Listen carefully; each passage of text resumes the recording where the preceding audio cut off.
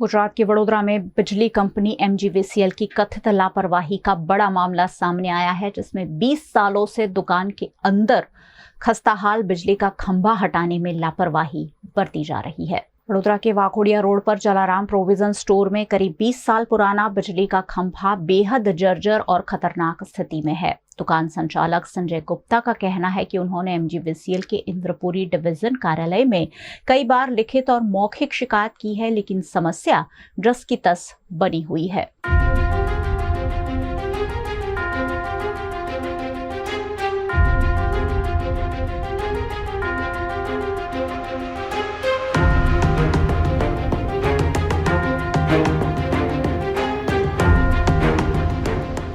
यहाँ दुकान में आने वाले ग्राहकों और कर्मचारियों की सुरक्षा को लेकर गंभीर चिंता जताई जा रही है। अब सवाल ये है कि किसी बड़े हादसे से पहले एमजीवीसीएल इस खतरनाक बिजली के खंभे को हटाने के लिए कार्यवाही कब करेगा?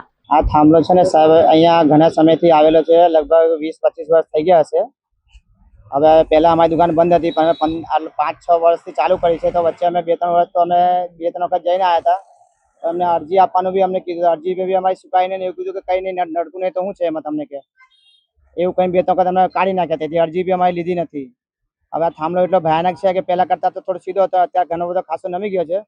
हवे थांबलो कोई दिवस पड़े ने कोईना पर तो बहु मोटी जानहानी के दुर्घटना थाय, कोई माणस व्यक्ति मरी जाए, कोई मोटी दुर्घटना थाय तो एने काढी नाखो एवी विनंती छे साहेब। आ थांबलो घणा समय थी 20-30 वर्षथी तो बधा छे ज आ थांबलो। अमे इंद्रपुरी डिविजन में गयेला, अमे इंद्रपुरी डिविजन लागे छे, अमे त्यां 2-3 वखत रजूआत करवा गयेला 2-3 वर्ष पहेला, પછી એ લોકો કઈ સાંભળતા નહીં એટલે અમે પાછા આવી ગયા, પછી નહીં ગયા સાહેબ અમે।